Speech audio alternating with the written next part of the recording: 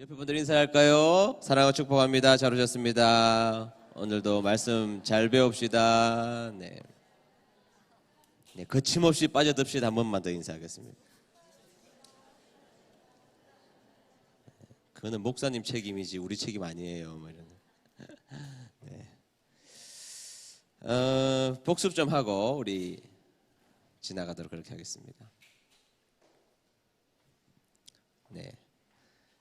입으로 우리가 할 수 있어야 된다고 생각합니다. 입으로. 지도 그려볼까요? 지도. 네.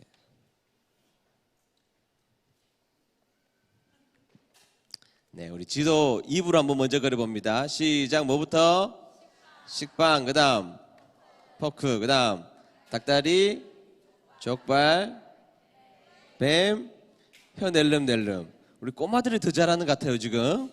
네, 그래서 지금 그림을 이렇게 저희들이 식빵, 포크, 닭다리, 족발, 뱀머리, 혀 낼름낼름 두 거다. 네, 그러면 지명이 이렇게 되죠. 네, 이렇게 지명이 나올 수 있습니다. 이제 뭐 이 지도 그리는 거 일도 아니죠.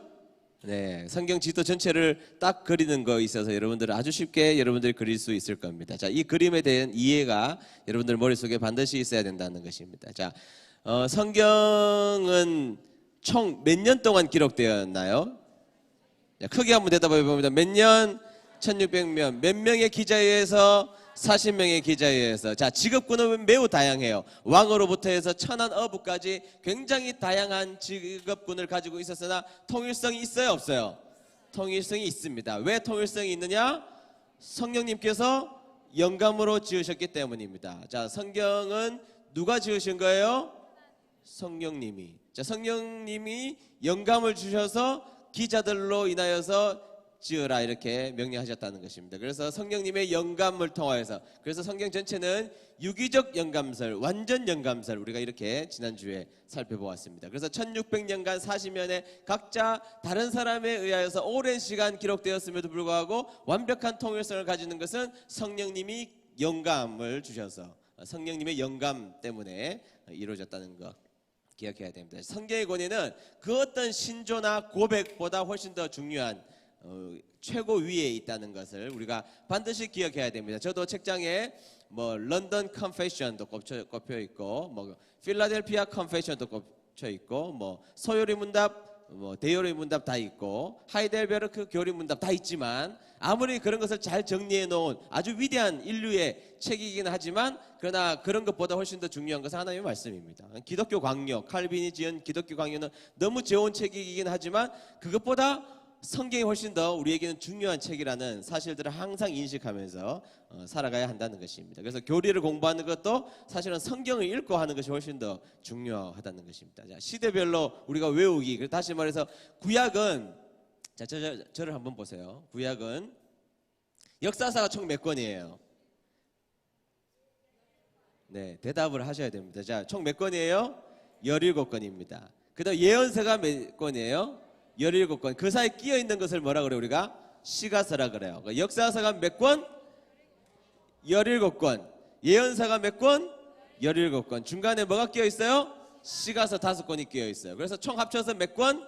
39권인데 이 39권을 시대별로 10가지 순서로 우리가 순서 나눌 수, 시대적 구분을 할 수가 있어야 돼요. 그래서 근데 이 10가지를 순서대로 하려면 우리가 뭐 여러 번 해야 되지만 팁을 여러분들에게 알려드린 적이 있습니다.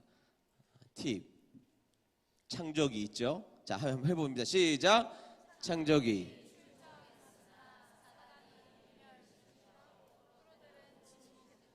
자, 지금 여러분들 겸손해서 그런 거죠?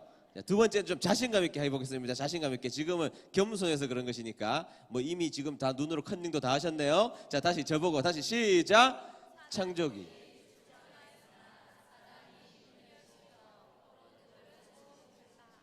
네, 오늘 처음 오신 분들은 지금 무슨 소리인지 앞뒤에 맞지도 않는 국어 이야기 한다고 생각하시겠지만, 자, 팁을 한번 읽어보겠습니다. 다 같이 읽습니다. 시작.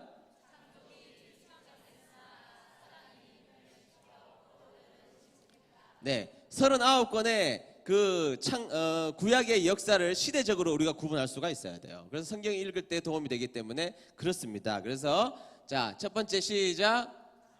네, 창조시대, 그 다음 족장시대, 그 다음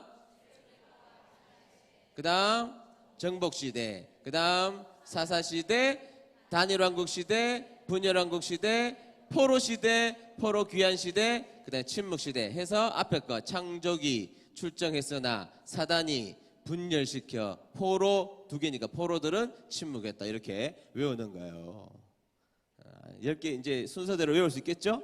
네, 순서대로 외울 수 있어야 됩니다. 그래서 여러분 시간 될 때마다 이제 이 시대적 구분을 눈으로 이렇게 슬쩍 보면 우리가 대강할 수 있어요. 아, 창조 시대는 창세기 1장부터 몇 장까지구나. 12장까지구나. 그 다음부터는 뭐 족장 시대구나. 뭐 그런 거 여러분들이 알 수가 있다는 것이죠. 자, 그 다음 지난주에 창세기를 배웠는데요. 창세기의 이름 원래 원어적 이름은 베레시트 이렇게 했죠. 베레시트 뭐라고요? 베레시트. 헬라어로는 게네시스, 영어로는 제네시스. 여러분 주위에 다니는 그 제네시스, 제네시스 차 그겁니다. 같은 이름이에요. 네, 같은 이름입니다. 창세기의 기록 목적 넘어가겠습니다. 여러분 아시겠고 창세기의 저자 기자라고 표현하는 게 좀 더 맞겠네요. 기자는 누구죠? 모세입니다. 모세가 기록했다. 그래서 창세기, 출애굽기, 레위기, 민수기, 신명기를 5권을 합쳐서 우리가 역사서 중에 뭐라고 구분합니까? 모세오경, 다른 말로 율법서, 다른 말로는 토라 이렇게 구분합니다. 자, 모세오경, 율법서, 토라 한번 해보겠습니다. 자, 배울 때마다 복습할 때마다 조금씩 더 배워 나가는 거예요. 자, 모세오경, 율법서, 토라 이렇게 합니다. 시작. 네, 모세오경, 율법서, 토라 이렇게 말하는 것, 그것은 다 모세가 기자였다는 것입니다. 네, 그다음 창세기 기록 연대는 약 주전 1400년경, 네, 주전 1400년경에 기록되었습니다. 자, 창세기의 중심 주제 4가지 다 같이 읽어봅니다. 시작. 창조, 심판, 은혜. 다시 한 번 더 시작. 네, 이 4가지 주제를 가지고 창세기를 설명할 수 있어야 합니다. 자, 그 다음에 우리가 창세기를 배우면 최소한 창조된 순서는 외워야 되겠죠, 그죠? 창조된 순서를 외워야 되겠다는 것이죠. 우리 한번 해볼까요? 제가 팁을 알려드린 적이 있는데 우리 초등학교 6학년 이하만 한번 해볼게요. 초등학교 6학년 이하만 빛으로 시작하는 거. 한번 해보겠습니다. 우리 초등학교 6학년부터 더 밑에까지 아주 꼬마까지 빛 뭐요? 시작. 네, 우리 아이들이 또 겸손해가지고 다 하는데 자 어른들하고 같이 해보겠습니다. 시작.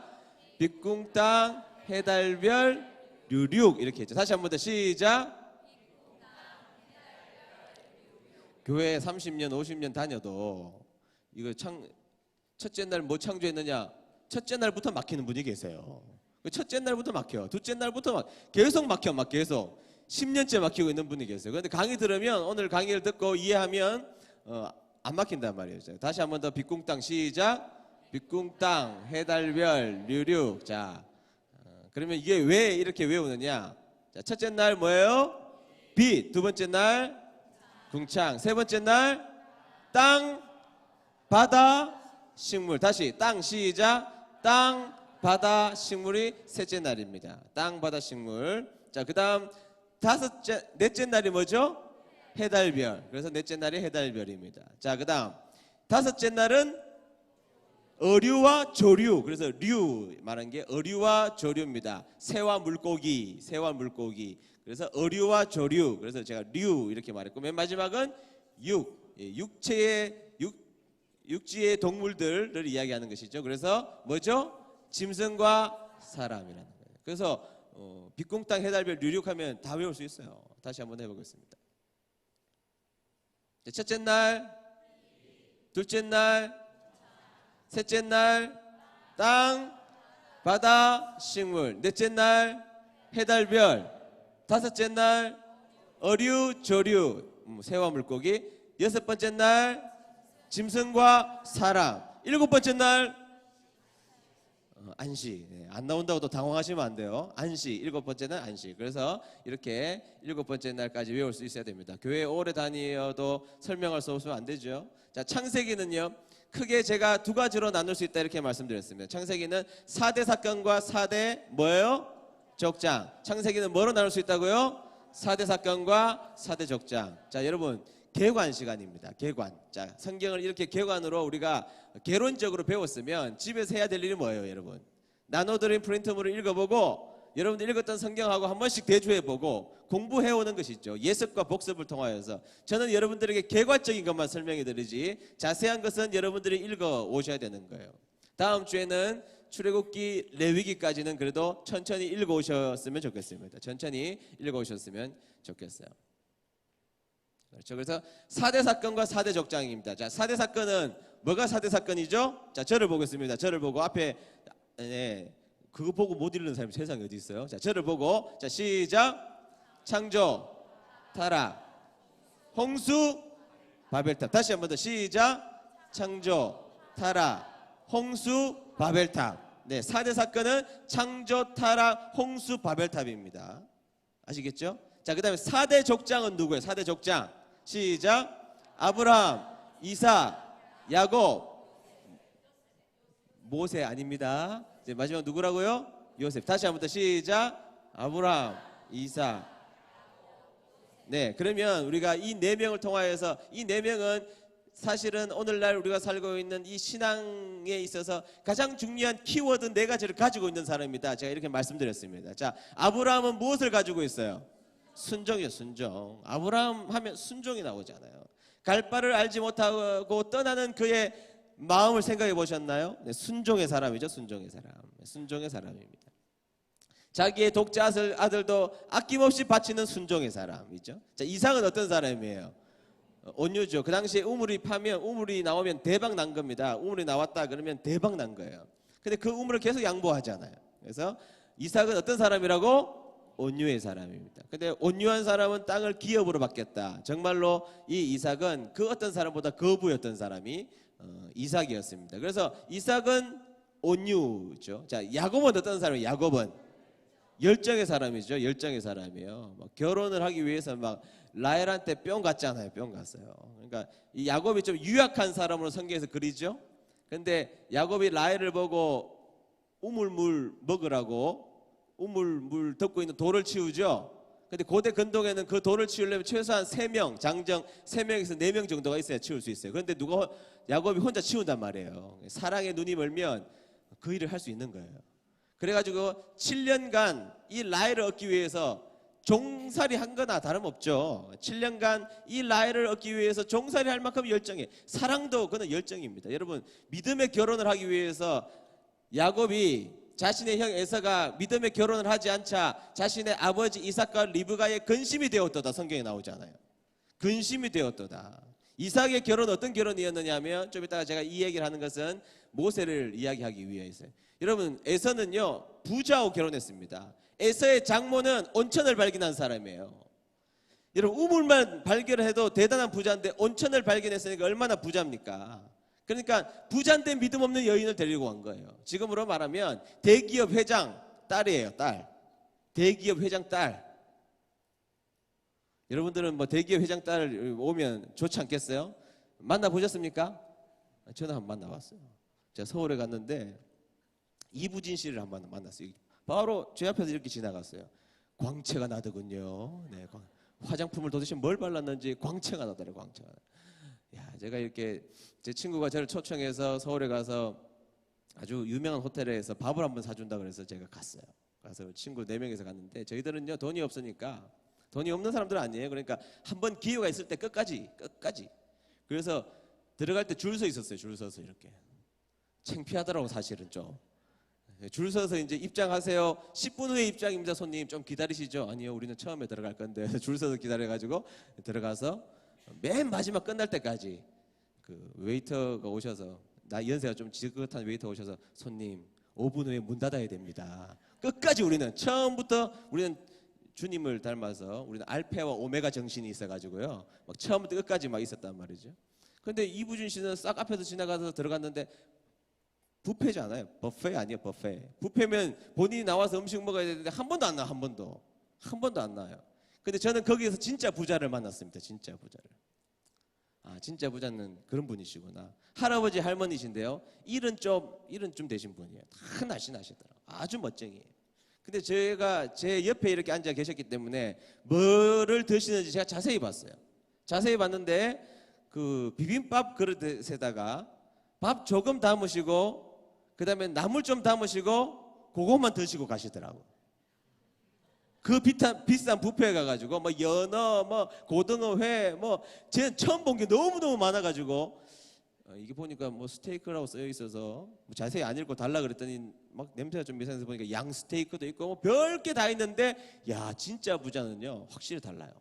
비빔밥만 먹고 가셔요. 우리는 끝까지 있었다니까 끝까지. 그러니까 여러분 에서는 그런 결혼했단 말이죠. 재벌집하고 결혼한 거예요. 그것이 부모에게 근심이 되자 야곱은 믿음의 결혼에 대한 결단을 합니다. 그래서 그 나이가 70이 넘어서 결혼해요 여러분. 그가 바단 아람으로 갈 때가 70이 넘었어요. 물론 오늘날하고 나이가 똑같은 건 아니지만 지금으로 생각해도 50은 넘어서 결혼한 사람이에요. 주위에 결혼할 사람이 없었던 건 아니지만 그는 믿음의 열정의 결혼을 위해서 그때 간 것이죠. 그때 나이를 보고 뿅 간 것입니다. 결국에는 뭐 사기 당하죠. 알죠 여러분? 사기 당하잖아요. 뭐 그것까지는 설명할 수가 없고. 네, 그러니까 열정 있는 사람이에요. 그리고 예배를 위해서 열정을 가졌던 사람이고 복을 위해서 열정을 가졌던 사람이고 나는 복 받겠다는 거예요. 나는 복 받겠다. 나는 믿음에 2등하지 않겠다는 겁니다. 믿음에 2등하지 않겠다. 여러분 이 마음이 중요합니다. 다른 거 다 양보하십시오. 다른 거 다 양보하세요. 그게 신앙인의 모습인 줄로 믿습니다.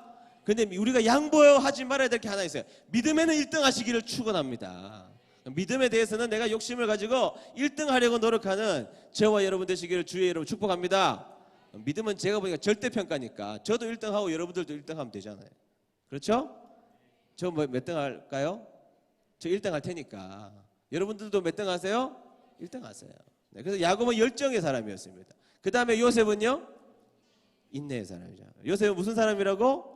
네, 인내의 사람이에요. 요셉은요 진짜 자신에게 주어진 인생에 대해서 불평하거나 원망할 시간이 없었습니다. 뭐 얼마나 힘들었겠습니까? 그러나 그에게 주어진 삶이 하나님의 나에게 부어주신 삶의 여정이라면 한번 살아가 보겠다는 열정을 가지고 인생의 한 걸음을 걸어갔던 사람입니다.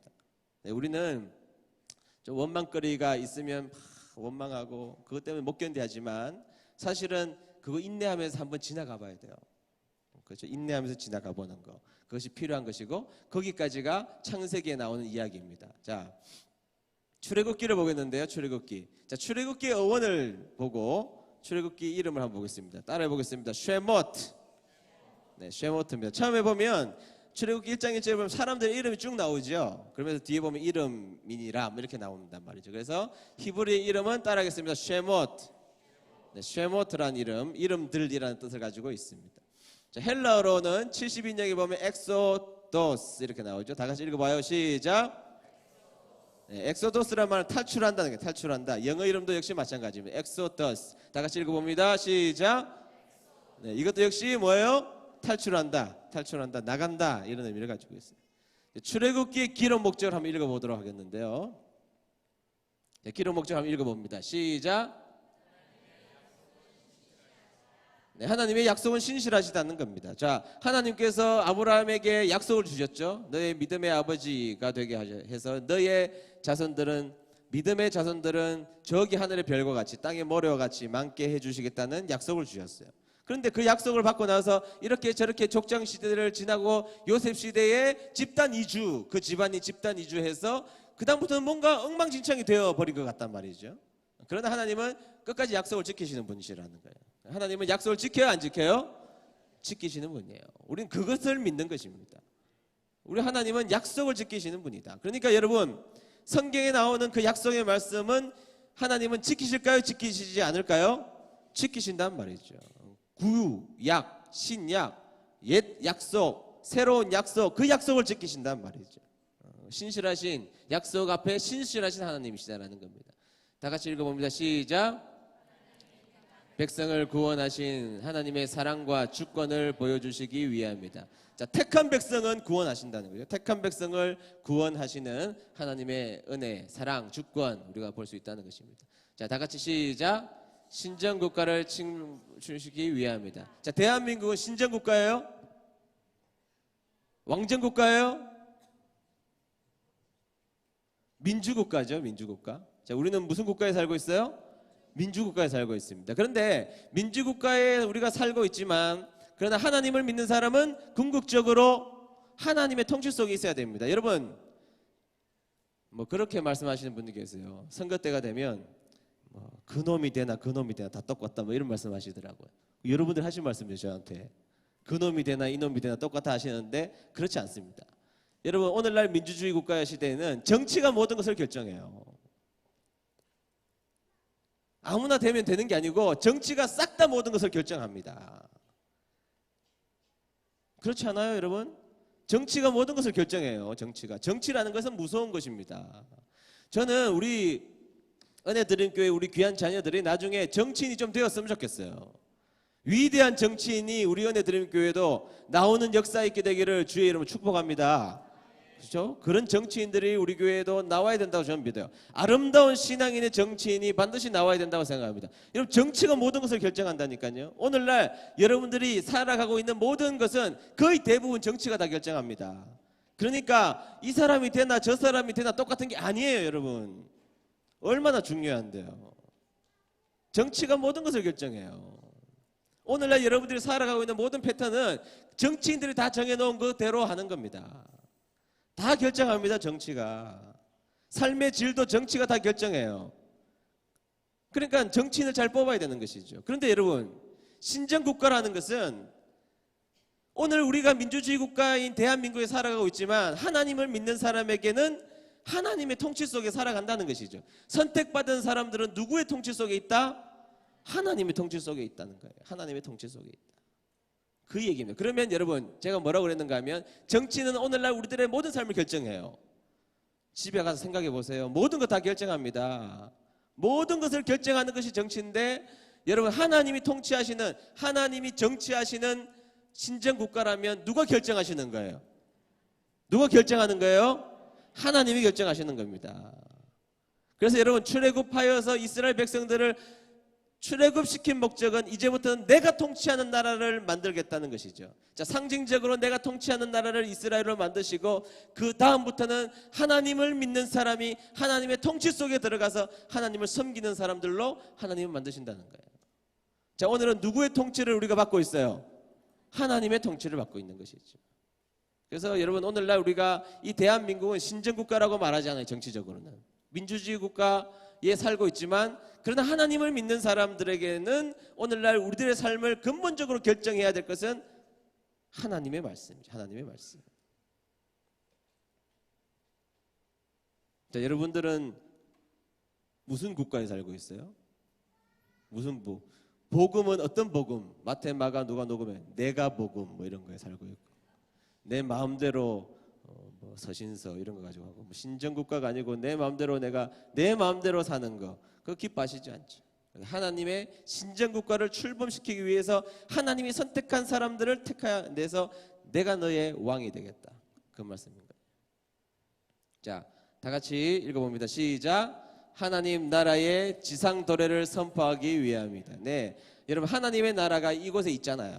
하나님의 나라가 어떤 나라예요? 하나님의 바실레이야. 하나님의 왕국은 하나님의 통치가 임하는 곳이 하나님의 바실레이예요. 하나님의 원어로 헬라어로 바실레이야 이 말은 하나님의 통치가 임하는 것이에요. 자, 최인선의 삶에 하나님의 통치가 있으면 하나님의 왕국이 임한 것이죠. 여러분들의 가정에 하나님의 통치가 임했으면 하나님의 바실레이야 왕국이 임한 거예요. 은혜 드림교회가 하나님의 통치 가운데 있으면 하나님의 바실레이야 하나님의 나라가 이 땅에 임한 것이죠. 그러니까 여러분 오늘날 이 출애굽기는 매우 중요한 가치가 있는 내용이라고 볼 수 있어요. 자, 출애굽기의 기자가 누구냐? 자, 누굴까요? 모세입니다. 모세 오경에 나온 사람이니까 모세입니다. 네, 예수님도 이 책은 모세가 기록했다 인정하고 있으니까요. 자, 기록 연대는 네, BC 1400년 경입니다. 몇 년도? 네, BC 1400년도 경 모압 평지에서 기록했다 이렇게 보고 있죠. 어디서? 모압 평지에서 편집했을 것이다. 자, 출애굽의 중심 주제는 두 가지밖에 없어요. 자, 두 가지. 첫 번째 읽어봅니다. 시작. 구속. 다시 한 번 더 시작. 구속. 네, 구속은 샀다는 거잖아요. 샀다. 구원시켜 주셨다. 구속해 주셨다. 그래서 대표적인 사건이 유월절 사건이에요. 유월절 사건. 설명하지 않겠습니다. 자, 그 다음 시작. 언약입니다. 언약. 약속을 지키는 거예요. 약속을 지키는 거예요. 구속하셔서 약속을 지키시는 거예요. 그래서 구속과 언약이에요. 자, 출애굽기의 중심 주제 두 가지. 자, 저를 보고 시작. 구속과 은혜, 언약. 다시 시작. 구속과 언약. 굉장히 심플하죠. 구속과 언약. 그 이야기를 앞으로 우리 함께 나누려고 합니다. 자, 출애굽기의 핵심 구절을 한번 읽어보도록 하겠는데요. 다 같이 읽어봅니다. 시작. 이스라엘 자손에게 말하기를 나는 여호와라. 내가 애굽 사람의 무거운 짐 밑에서 너희를 빼어내며 그 고역에서 너희를 건지며 편팔과 큰 재앙으로 너희를 구속하여. 네, 구속한 것입니다. 구속하여 불러내신 거예요. 불러내신 것입니다.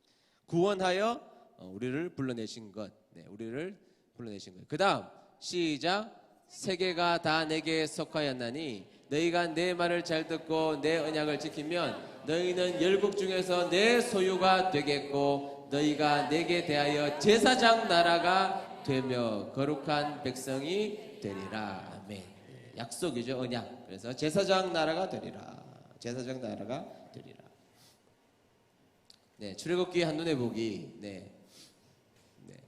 그래서 여러분 1장 1절부터 해가지고 애굽에서의 구원이 나오죠. 네, 출애굽하는 과정이 나오잖아요. 출애굽하는 과정이 나오고 그 다음에 뒤에 가보면 이제 자, 올해는 성경을 한번 읽도 갑시다 그러면 레위기에서 막히지 않아요, 여러분. 솔직히 말하면 레위기에서 막히는 게 아니고 창세기 재미있게 읽고 출애굽기 읽다가 막혀요. 출애굽기 뒤에 언약 부분에 가면 그때부터 확 그냥 하수구 막힌 것처럼 변기 막힌 것처럼 그냥 막혀버려요. 그때부터 안 읽어요. 레위기까지 가지도 않아요. 출애굽기부터 맡긴다고요. 그래서 애굽에서의 구원은요, 기간이 보면 한 430년이죠. 애굽에 있었던 기간이 총 몇 년이라고요? 430년입니다. 그리고 광야에서 2개월, 시내산 밑에서 10개월. 이 기록이 출애굽기에 등장하는 내용들입니다. 네, 출애굽기 한눈에 보기.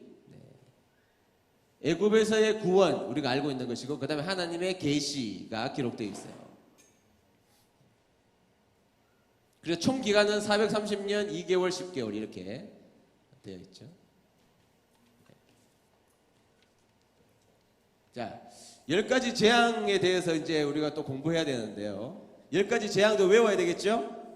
10가지 재앙. 자, 우리 첫 번째부터 한번 해봅시다. 첫 번째 무슨 재앙?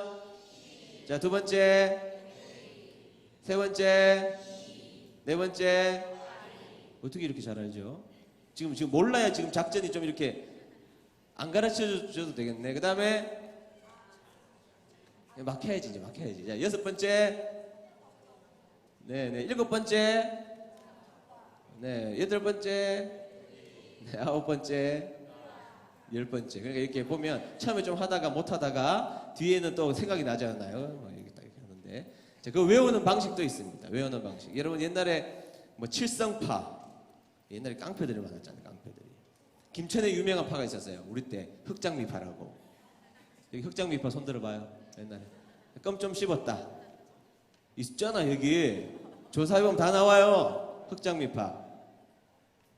흑장미파라고 있었어요. 그래서 이 외우는 방법이 뭐냐면, 자, 옛날에 피게이파라고.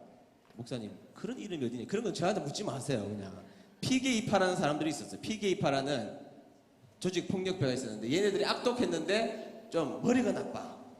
악독했는데 뭐가 나쁘다고? 머리가 나빠. 싸움은 잘하는데 뭐가 나빠? 하드웨어는 좋은데 소프트웨어가 안 좋은 거야.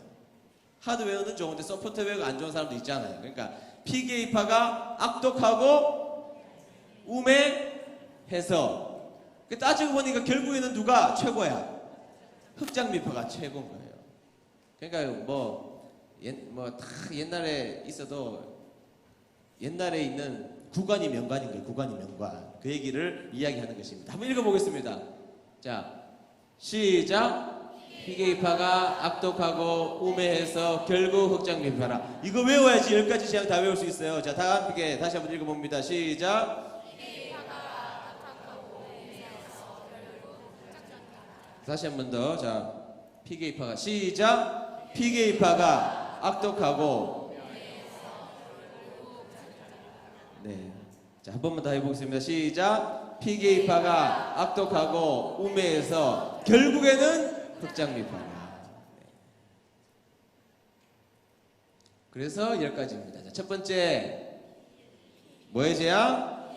피의 재앙. 두 번째, 개구리 재앙. 세 번째, 이의 재앙. 그 다음에 파. 그 다음 네 번째, 파리의 재앙. 그 다음, 피계입파가 악독하고잖아. 악질의 재앙. 그 다음, 독종의 재앙. 그 다음, 악독하고 우매했잖아요. 우박의 재앙. 그 다음, 메뚜기의 재앙. 그 다음, 흑암의 재앙. 그 다음, 장자의 재앙. 다시 한 번 더. 첫 번째 재앙, 피계입파가. 자, 두 번째 재앙, 개구리 재앙. 그 다음, 뒤에 그 이름을 뺍시다. 피, 개구리, 이 이렇게 할게요. 네 번째, 파리. 다섯 번째, 여섯 번째, 일곱 번째, 여덟 번째, 우매. 그 다음에 아홉 번째, 흑암. 그 다음, 장자의 죽음. 자, 10가지 다 외울 수 있죠. 자, 빛궁땅, 해달별, 유륙 다 외웠고, 그렇죠? 다 외울 수 있습니다. 그리고 10가지, 피계입학, 악독하고 우매하나, 결국 흑장미파라. 이렇게 하면 10가지 다 외울 수 있는 겁니다. 자, 한 번만 더 10가지 팁을 외우겠습니다. 시작!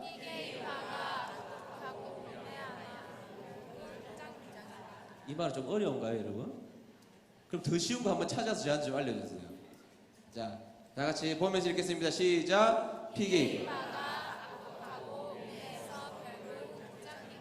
네, 그래서 10가지 재앙, 피의 재앙, 개구리, 이, 파리, 악질, 독종, 우박, 메뚜기, 흑암, 장자의 재앙까지입니다. 자, 그 다음에 출애굽 개요는 제가 이렇게 설명하지 않겠습니다. 여러분들 읽어보시면 좋겠는데요.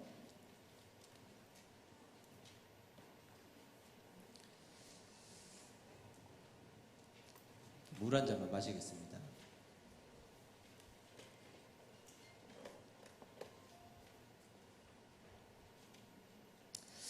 여러분, 출애굽기 이제 제가 간략하게 출애굽기에 대한 설명 중요하기 때문에 제가 뭐 성경의 한 절 한 절을 다 보지 않겠지만 중요하게 우리 1장을 좀 생각해 보면요. 1장은 고난의 시작입니다. 출애굽기 1장은 무엇의 시작이라고요? 고난의 시작입니다. 여러분, 이게 참 중요하다고 생각해요. 우리는 인생에서 고난을 만나면 내 인생 끝났다고 생각하지만 성경에서는 그렇게 말하고 있지 않다는 것입니다. 우리는 고난을 맞이하면 내 인생이 무슨 문제가 생겼기 때문에 내 인생 끝났다, 뭐 포기한다거나 좌절한다거나 낙심이란 단어를 먼저 연결시키죠. 그런 카테고리 속에 그런 걸 넣습니다. 실패, 고난, 낙심 이런 것을 한 카테고리에 넣지만 성경에서 그렇게 말하고 있지 않아요. 하나님의 역사의 시작점에 고난이 있었음을 말하고 있어요. 여러분, 다니엘 왕국이 시작하는 왕정국가가 되면서 그때 한나의 고난으로부터 시작하잖아요. 한나의 고난으로부터. 그래서 성경에서는 고난 이렇게 말하면 새로운 시작 이렇게 말한다 이렇게 보면 돼요, 여러분.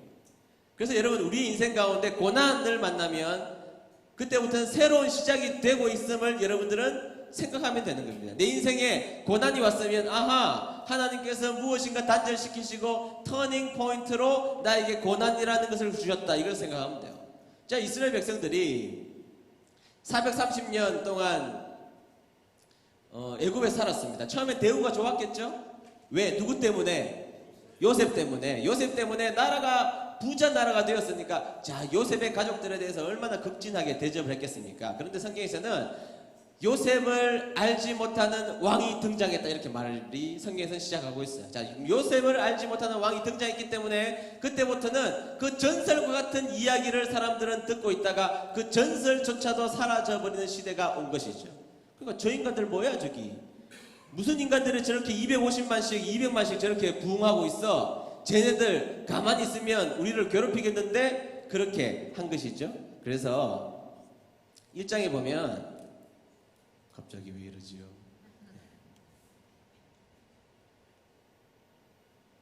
왜 그럴까요?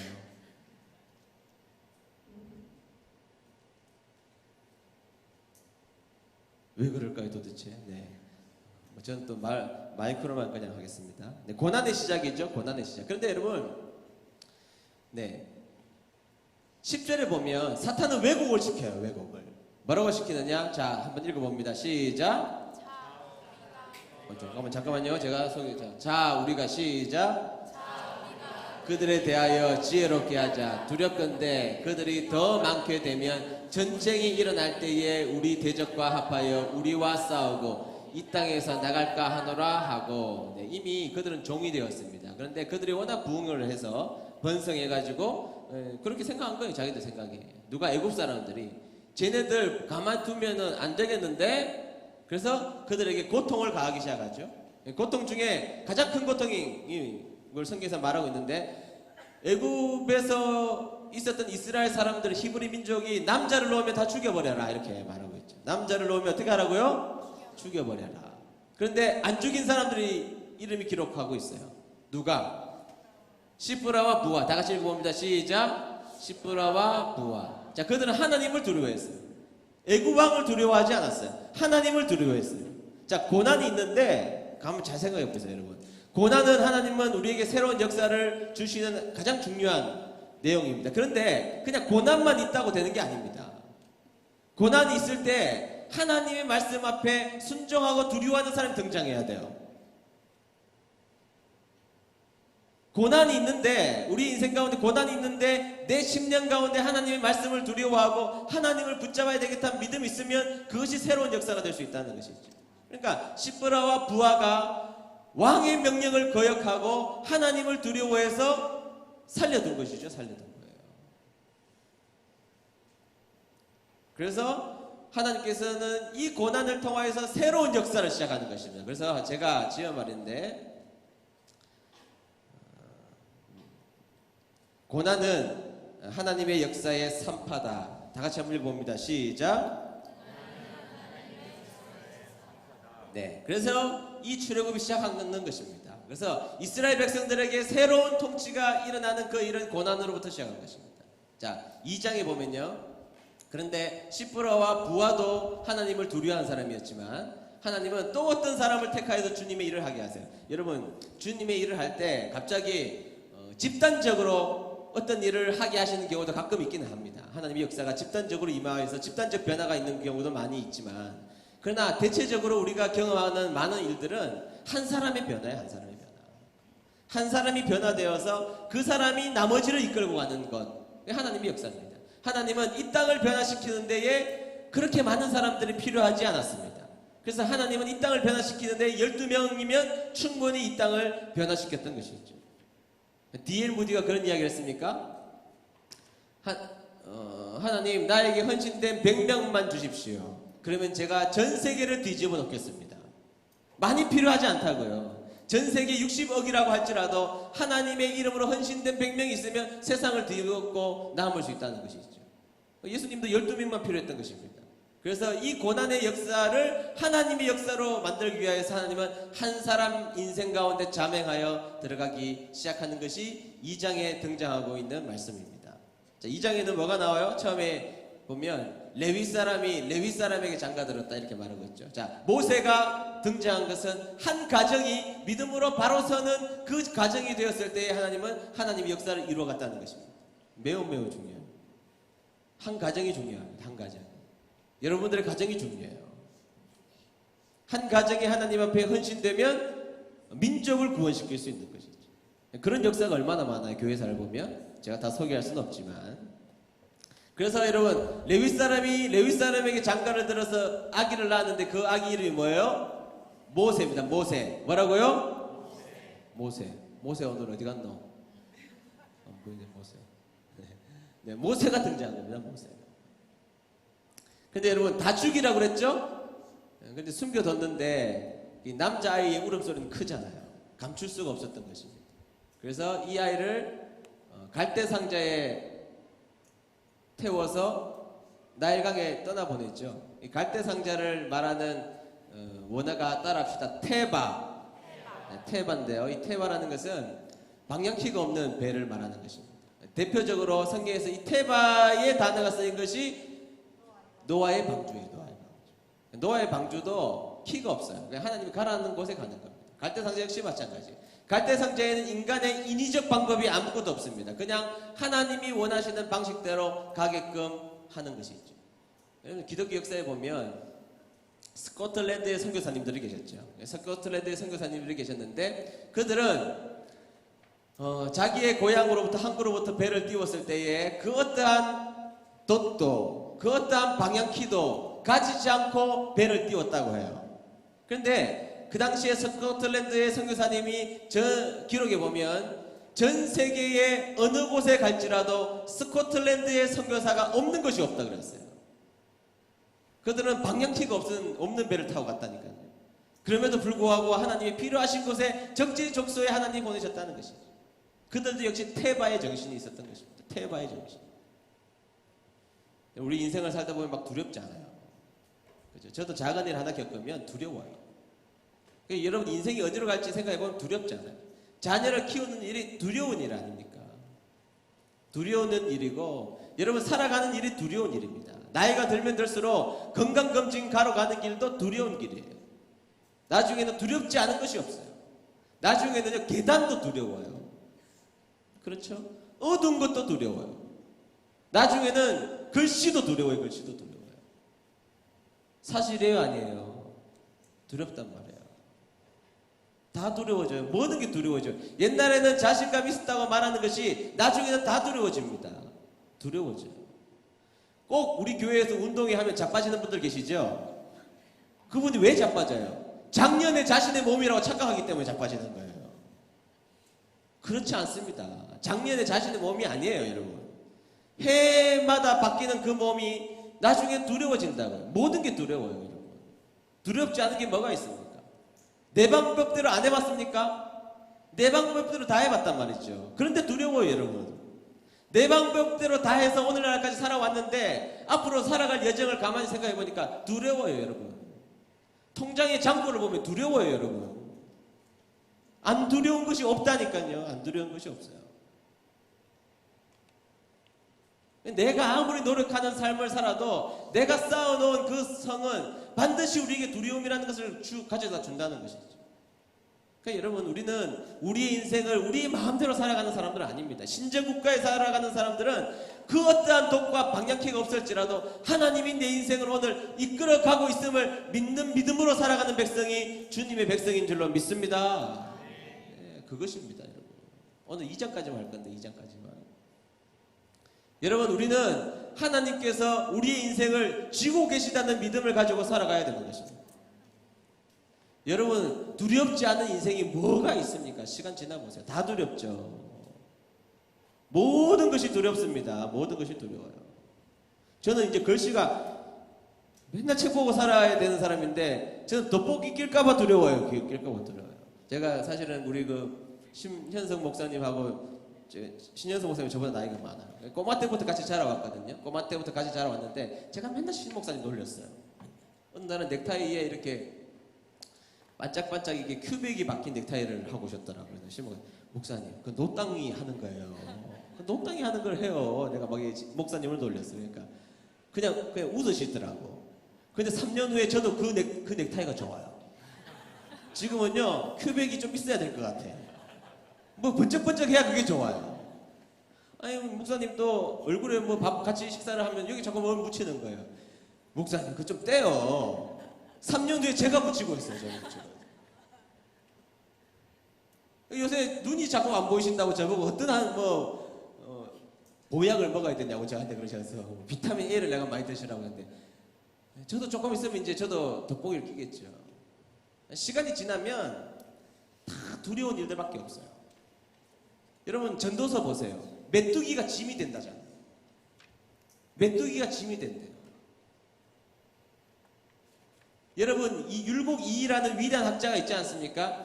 그가 시를 너무 멋지게 지었어요. 그런데 제가 율곡 이이를 공부를 했거든요. 그 율곡 이이를 공부를 쭉 하다 보니까 그가 지은 시 가운데 그가 나이가 들어서 기생을 사모하는 시가 하나 있어요. 여러분 지금 그렇게 말하면 그래 그렇게 생각하지만 그 당시에는 양반집 사람들은 다 기생이 있었어요. 근데 그 기생이 그냥 기생이 아니라 음악도 잘하고 예체능으로 탑이고 시도 잘 읽고 옛날에 황진이가 송도의 3절 아닙니까? 송도의 자랑이었다고. 그러니까 기생이 그런 기생이 아니에요.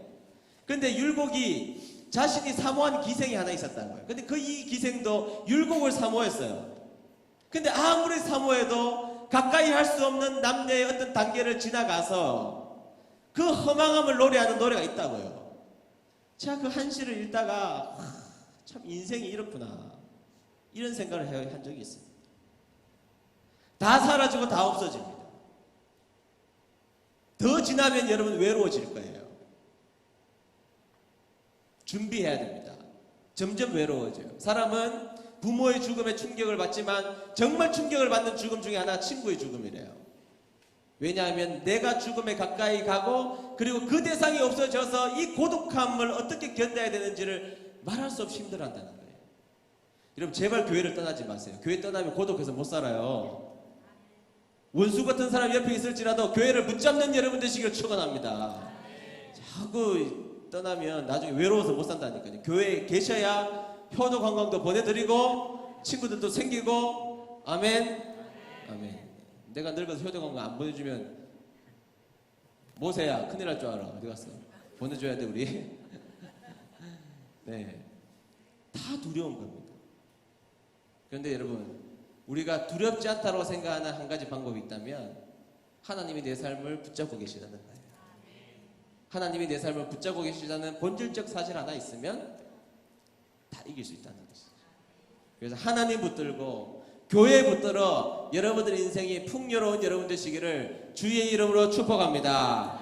네, 우리 찬양 부르겠는데 보라 너희는 두려워 말고 우리 찬양 부르고 먼저 기도했으면 좋겠습니다. 기도하시고 또 뭐 안수 기도를 받기를 원하시는 분들은 제가 또 안수해 드리도록 하겠습니다.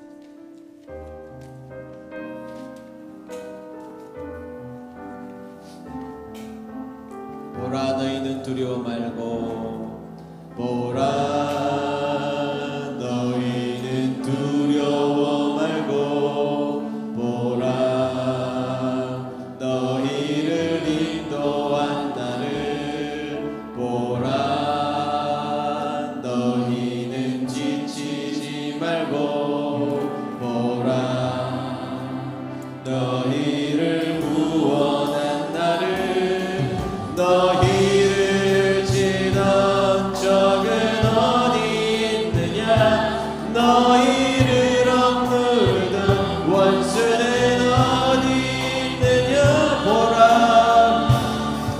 보라 하나님 구원을 보라 보라 하나님 능력을 너희를 위해서 싸우시는 주의 손을 보라 보라 보라 하나님 구원을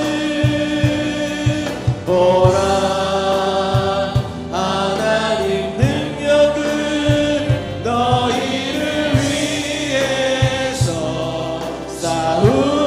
싸우시는 주의 손을 처음부터 고백하겠습니다. 오늘 말씀 기억하면서 보라 너희는 두려워 말고 보라 너희를 인도한 나를 고백합시다. 보라 너희는 지치지 말고 보라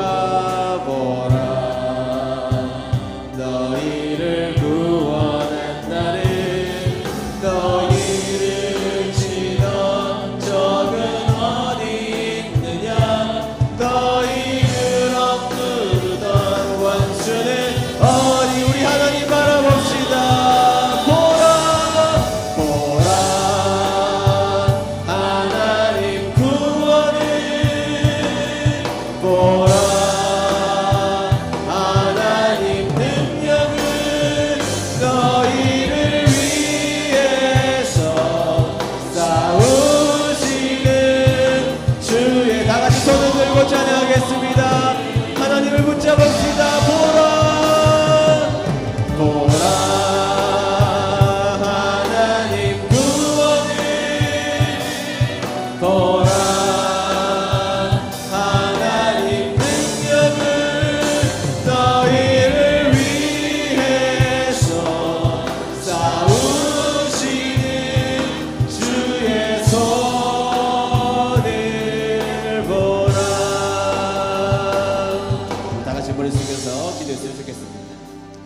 여러분, 성경의 역사는 하나님의 은혜의 역사이지만 때로는 고난으로부터 그 역사의 물줄기가 시작되었음을 우리는 볼 수가 있습니다.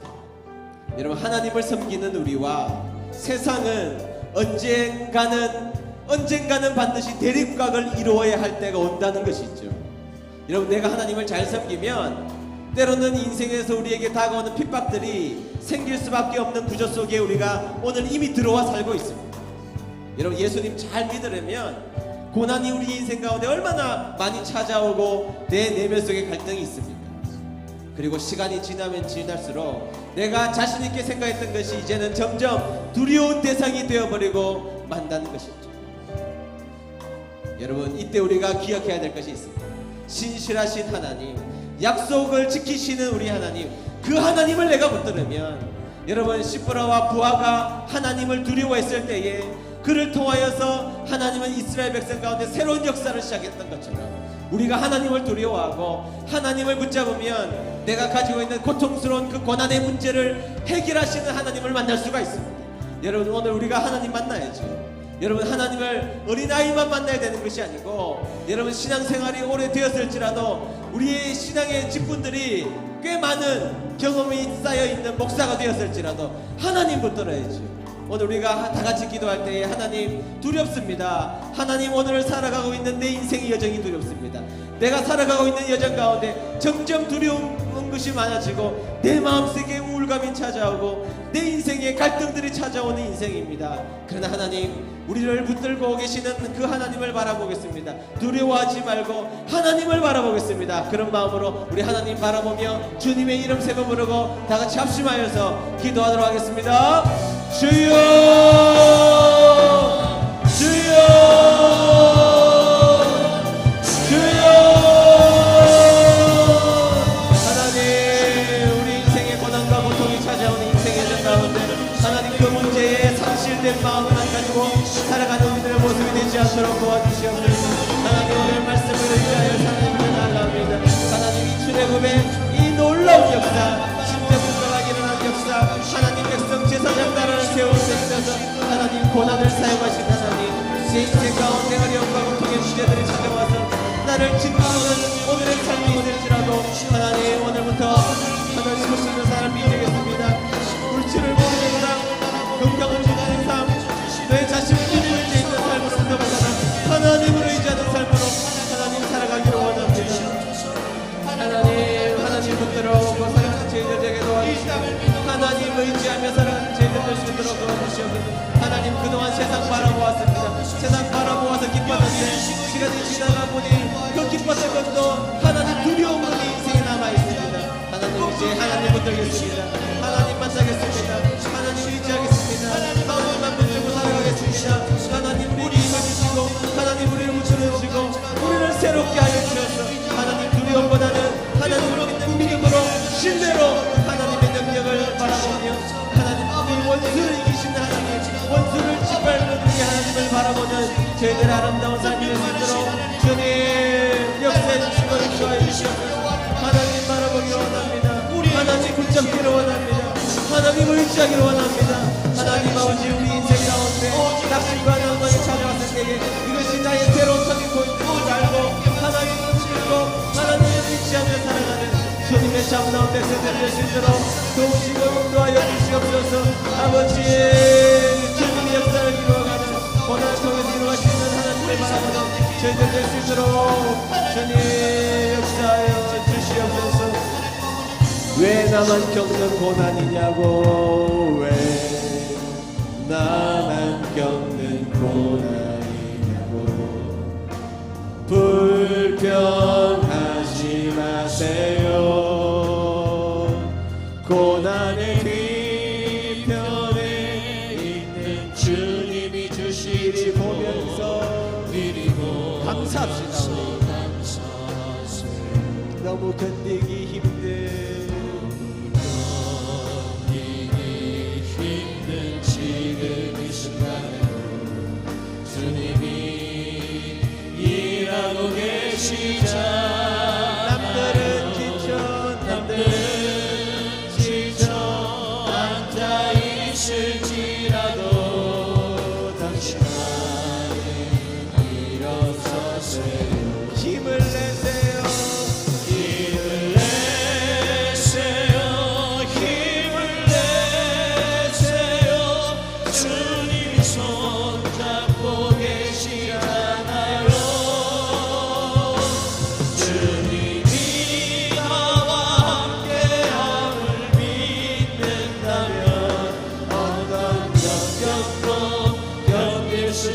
찬양하겠습니다. 주님 생각하며 왜 이런 슬픔 원망하지 마세요. 생각해보십시오. 당신이 이런 것보다 주님께 받은 은혜,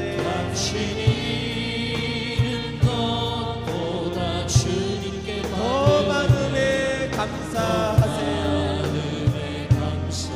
진심으로 찬양할까요? 너무 견디기 힘든 지금 이 순간에 주님이 일하고 계시잖아요. 남들은 지쳐 앉아있을지라도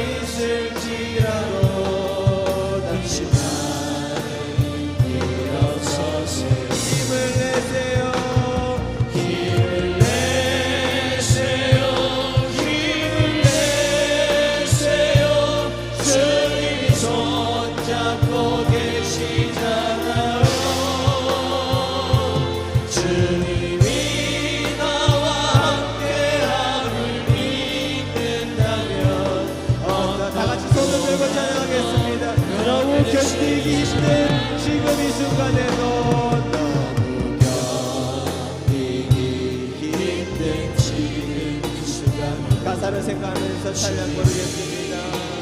우리 주님이 멈추지 않고 여러분들을 사랑하고 계십니다. 주님을 의지하기 때문에 우리는 일어나야 합니다. 주님을 의지하여 힘을 내세요.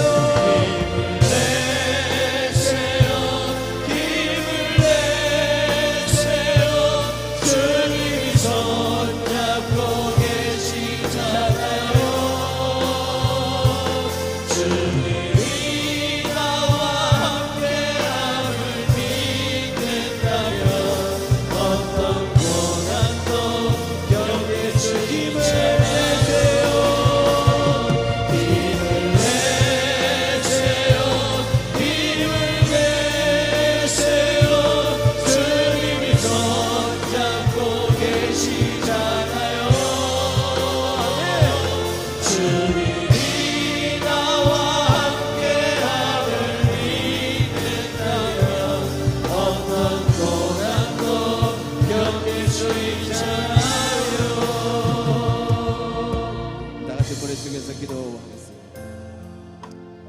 네, 요즘에 신앙인들의 연약함은 어디서부터 시작될까요? 네, 요즘에 신앙인들이 연약하다는 이야기 합니다. 모두가 그런 이야기를 하지만 그것은 여러분 말씀을 몰라서가 아닙니다. 말씀을 모르거나 종교적 의식이 나빠져서가 아닙니다. 교회 시스템이 낮아졌기 때문에 결코 아닙니다.